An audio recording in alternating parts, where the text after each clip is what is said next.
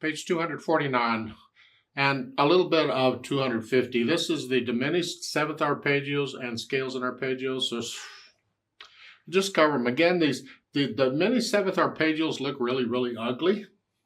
But on a piano, when you play them, there's only 3 of them. So let's look at that first one there. You have an E flat, a G flat, a B double flat, and a D double flat. Again, a full diminished 7th arpeggio is all minor thirds. They're all minor thirds. That is, and that is. And this is too.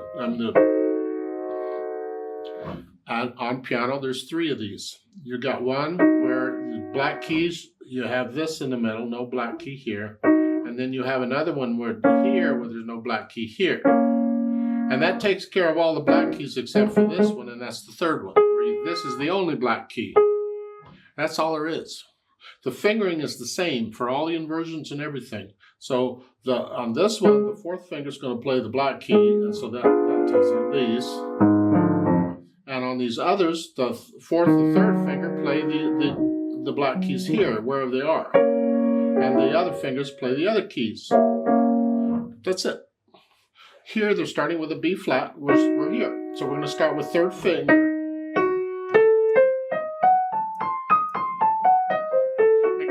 Videos on all these, so go do what I say in the video. And I recommend using the full diminished 7th when you're first starting to play arpeggios, because this forces your fingers to spread out, and you get a feeling of this, and you get to where you can eventually relax. You can spread out a little bit and stay relaxed. That's important. Now let's talk note names. What do we need? A B double flat and a D double flat? What? Technically, they're not quite the same note, but on piano they are. It's the note names. This is an E, G, that. It's every other note. We got to use those note names. E, G. So whatever we're doing. Now we're starting on here, so whatever, it doesn't matter. We still got to use the E, G, B, D.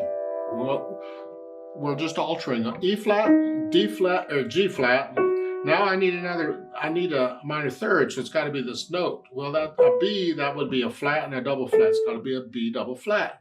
And the same thing here. I need this note, so I got a D flat, double flat. So it's a D double flat. That's why you got all these double flats all over everywhere. We're staying harmonically correct within the chord. Because if they suddenly did a here, here, here, here, and called this an A and a C, that's a different chord. Might sound the same, but it's a different chord. And I ain't going there right now. That's not enough coffee for that one for me now. We'll do that later. Because if I do an A here and a C, then I'm going to do an E flat and a G flat. It's the same notes, but it's a different chord. This is an A diminished 7th chord. This is an E flat diminished 7th chord. Huh? Yeah, even though they're using the same keys on the piano and the same fingering and all, harmonically speaking, as for the music, it's different. And when you can learn to recognize these diminished 7ths in music, it makes playing it a little bit less difficult. Now on page 250 at the top, they're doing these minor scales. What they call group 3. I don't care how you group them. I don't group them. It's the F sharp minor. F sharp minor is relative to A major. It's 3 sharps here. And C sharp minor, well, that's relative, you go up a minor third. It's relative to E major, that's 4 sharps. Okay, and we're using a harmonic minor, by the way. So on the 7th step, you take it up a half step.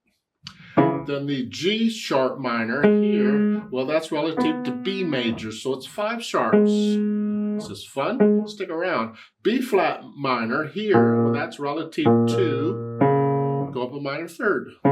D flat major. 5 flats. And E flat minor is here, and that's relative to G flat major, that's 6 flats. That's what they are. And then the arpeggios too. I got videos and all that junk, and I prefer the way I do it in the videos to what they're doing, but you do whatever your teacher's telling you to do. Close enough. And if you have any questions, feel free to ask your teacher.